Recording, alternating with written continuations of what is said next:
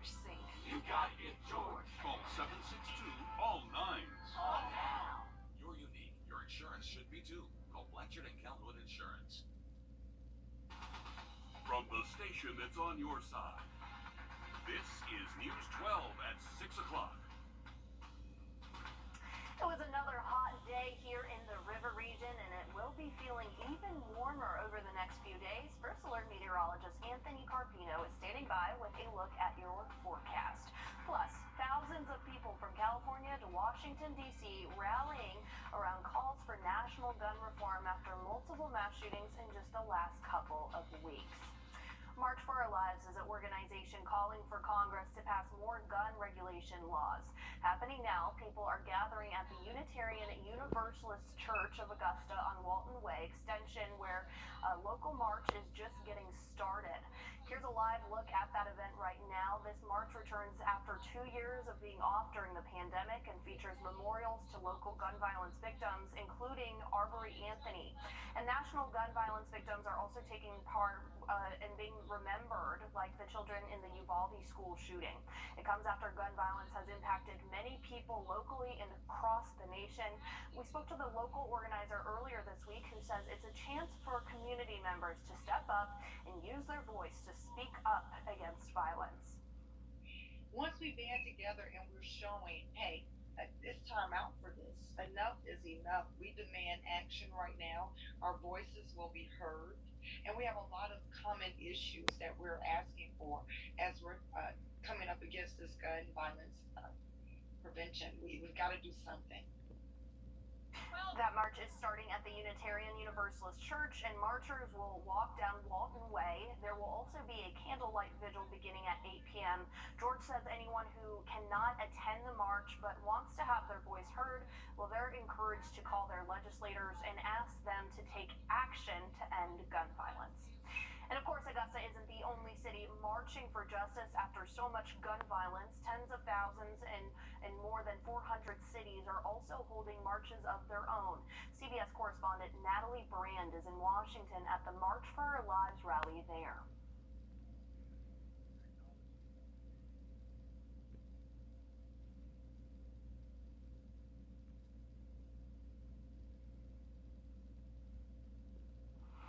All right, sorry about that. We're going to go ahead and get that story back online for you. But in the meantime, here is a live look outside where we toss things over to First Alert Meteor. In about 10 minutes, Celeste. All right, thanks so much, Anthony. Hearings are set to resume Monday on the investigation into the January 6th attack on the U.S. Capitol. The House Select Committee laid out its most comprehensive picture yet of what happened that day. The panel outlined its case that former President Donald Trump allegedly coordinated a multi-part plan to overturn the 2020 election. Lawmakers are expected to present evidence that Trump allegedly engaged in, quote, a massive effort to spread false information that the election had been stolen. Vice President Kamala Harris addressed the hearing last night while in South Carolina for the Blue Palmetto dinner, calling the attack an assault on the institution, values, and ideals of the United States. What happened on January 6th was not just an assault on a building. It was an assault on the institutions, values, and ideals that generations of Americans marched, picketed, and shed blood to establish and defend. Georgia is getting a lot of attention during these hearings. The committee says we'll hear from Secretary of State Brad Raffensperger in the fifth hearing. Raffensperger allegedly got a call from President Trump pressuring him to, quote, find the votes needed to overturn Biden's win in the Peach State 4 days before the insurrection. That call also the subject of a special grand jury investigation happening in Fulton County. Many taxpayers in South Carolina may soon be getting several $100s in tax rebates on top of a cut in regular tax rates. It comes after a group of lawmakers from the House and Senate found a compromise on the state budget. Along with the tax cut, the plan also raises the minimum salary for teachers from $36,000 to $40,000, and it puts extra $1 billion into road repair. The Associated Press reports state lawmakers have almost $14 billion to spend. That's in part from federal pandemic money. About a third of South South Carolinians will have their entire tax liability taken care of. That's more money in their pockets to spend how they see fit. We obviously, a taxpayer knows better what to do with their money than government does, and this gives that grand opportunity. The checks would be sent out later this year around November or December. The Juneteenth flag was raised in downtown Buffalo on Friday as the city gets ready to celebrate the holiday coming up next weekend. It's the 47th year in a row officials marked the holiday. This year, organizers say the celebration takes on another significance. In addition to the annual parade and entertainment next Saturday, they'll also be honoring the victims of a racially motivated mass shooting at a supermarket last month. Organizers plan to have a special area for quiet reflection and healing. In Charleston, the local branch of the Association for the Study of African American Life and History had an event honoring victims of the Atlantic slave trade. The annual commemoration provides an opportunity for members of the Black community to remember the millions sold, kidnapped, and shipped from their home countries, as well as those who died along the way. This is a special time for us. It's a time of mourning, a time of recognition, and a time of just being still and recognizing who we are as a people. These types of programs are conducted here in the U.S. and around the world. And the national average price of gas officially hit $5 for the first time ever. AAA says the price jumped to 19 cents in the past week and $1.93 from this time last year. Reasons for the surge include higher demand and global oil prices made worse by sanctions against Russia and capacities at refineries limited in the U.S. due to shutdowns during the pandemic. Compared to the rest of the country, the two-state is on the lower end. As of today, the average price of gas in Georgia is around $4.46. Meanwhile, prices are a little higher in South Carolina with $4.60 a gallon. Happening next week, the Aiken Municipal Development Commission and City Council are meeting to discuss plans for Project Piscalis. That's the city's downtown revitalization plan on Newberry Street. It includes demoing the old Hotel Aiken and building a new hotel with a conference center, apartments, and more. Last week, the city asked for residents to give feedback as they continue to tweak and develop the plans. In Augusta today, healthcare workers from AU were out at a wellness fair at the Warren Road Community Center. It's called Winning at Wellness. The event is organized by the College of Allied Health Sciences as well as the Dental College of Georgia. We spoke to one healthcare worker who says it was important they got out after the pandemic prevented them from holding these health fairs for a couple of years. After the COVID pandemic, getting people back out there thinking about their health, thinking about different ways they can get active again. Organizers are able to put on events like these through a grant specifically aimed at community outreach. Coming up next, we'll introduce you to a local World War II veteran celebrating his 100th birthday right here on News 12 at 6 o'clock. And as we see over the next couple of days, the heat and the humidity is going to be making a big comeback. We could be seeing feels like temperatures close to 107 by Tuesday afternoon. We'll break down the temperatures and our rain chances coming up next. Family, friends, and community members in Hepzibah gathered to wish Sergeant Brunson Sr. a very happy 100th birthday. He joined the U.S. Army in December of 1945. Today he was celebrated with a birthday parade from the Green Grove Baptist Church on Old Savannah Road to Good Samaritan Baptist Church on Maple Street. And of course, a very, very happy 100th birthday to him. All right, taking a live look outside. Related showers, those that stay dry and sunny, likely seeing that temperature back closer to 100. Thanks so much, Anthony. Taking you back now to the March for Our Lives rally in Washington, D.C. Here's Natalie Brand with gun reform activists call for action. Gun violence has got to go. From Fort Worth, Texas to New York City, Minneapolis to Parkland, Florida, Americans took to the streets to demand stronger gun laws. Now! Now! One of the biggest rallies, Washington, D.C., drawing an estimated 40,000. All Americans have a right to safety.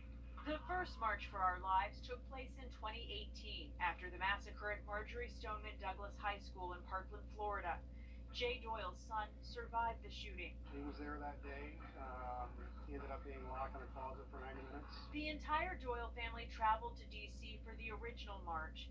Jay returned this year. Still trying to get some incredibly common sense rules and regulations put in place. That to me is the most disappointing thing. The Parkland massacre pushed the Republican-controlled state legislature in Florida to enact sweeping reforms, including raising the age to purchase firearms to 21, waiting periods, and red flag laws that allow courts to bar an individual deemed to be a danger from possessing a firearm. Parkland's former mayor, Christine Hunchovsky, is now a Florida state representative. If you look at where the American people are on this, there is such strong support for universal background checks, such strong support for red flag laws. Zoe Toure survived the mass shooting at Michigan's Oxford High School last November. It's definitely so traumatic. The shooting compelled her to become involved in the youth-led March for Our Lives organization. What is your message to lawmakers? That we will not stop. We won't stop until we rectify this issue. This week, the Democratic House passed a series of gun control measures.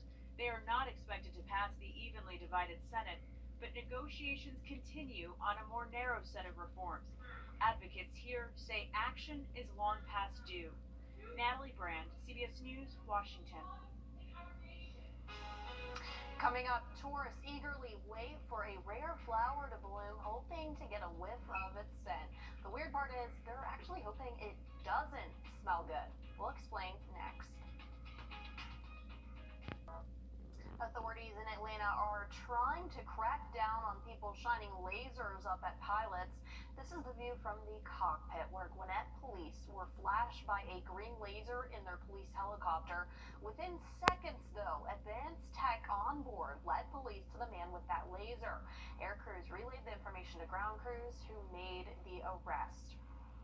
Just outside of Nashville, Austin Peay University houses a giant plant that only blooms for 24 to 36 hours. People are waiting weeks for it to bloom because this type of plant is famous for its smell. That's how it got its nickname, corpse flower. Jason Lamb explains. Well, it's going to bloom soon. One after another, they arrive. I've read about it and heard about it all my life, but to actually see it, I just wish I could smell it. They've been asking, when is it going to start to smell? All of them hoping to smell something stinky. Oh, rotting meat. A lot of it, rotting meat. There were all sorts of things like types of cheese and fish and dead animal carcasses and feces. Nestled inside the Austin Peay State University greenhouse sits Amorphophallus titanum, aka the corpse flower. Because it smells like a dead corpse. Yeah. Well, not quite yet, mind you. It hasn't bloomed yet. But APSU professor Carol Baskoff says it's close. No guarantees. That's kind of been my motto. No guarantees. The imminent bloom and accompanying stench could happen any day, Carol says. It only lasts for a day and a half at most, prompting visitor after visitor to check on its progress at the greenhouse. It's so weird, I guess. The flower is meant to smell bad once it blooms, to trick bugs into thinking it's a carcass into which they can lay their eggs. Those bugs pick up the flower's pollen, which they spread elsewhere. For today, no bloom and no stink yet, but visitors didn't seem to mind. Really bad to smell it, to get a whiff. Proving that a corpse plant by any other name would smell as sweet. I think it's gonna smell like rotten cheese. Well, we actually have a live look right now at that corpse flower through the Austin Peay Greenhouse live stream. The flower already bloomed Thursday night, but it only stays that way for a day or two. It'll be another 2 to 10 years before anyone can smell it again. And all I have to say is this reminds me of those gross ice cream flavors, the mac and cheese and the honey mustard one that are coming out. It's gross, but I feel like you kind of want to try it out for yourself. So, hey, to each their own. The Cross-State Touchstone Energy Bowl names a quarterback coach, plus the Braves hit a hot streak. Alyssa Lyons has your sports next. What's $29.92? Because Americans can't afford more price hikes. Sponsored by CCIA. Closed captioning for News 12 is brought to you by Kenneth Nugent. You're watching News 12 on your side. On your sideline. brought to you by the Hawk Law Group. We are less than 200 days away from the North versus South Touchstone Energy Bowl, but that still hasn't stopped them from releasing a piece of the puzzle ahead of schedule. Ridge Spring Bonetta's head coach Brian Smith will serve as quarterbacks coach for Team North at the cross-state matchup. Smith joins an A-list staff headlined by Robin Bacon from Spring Valley. The North versus South Touchstone Energy Bowl is on December 10th at Doug Shaw Memorial Stadium in Myrtle Beach. The Braves are climbing the NL East forward in dramatic fashion and now just sit 6.5 games out of first place. With last night's 4-2 win against the Pirates, the Braves continue on a 9-game win streak. That win streak is the longest in the National League and their best since a span of almost a year ago between August 13th through the 22nd when they beat out the Nationals, the Marlins, and the Orioles. Today they go for double digits and the sweep against Pittsburgh. Winning is the most important thing. Sometimes it doesn't always matter how pretty it is, just as long as it happens. And I feel like that's kind of where we are right now. We're winning games, which is obviously important. But I do think that there's some area of growth for us to continue to get better. I don't think this is even anywhere near our best capability as a team. I feel like there's so much more in the tank.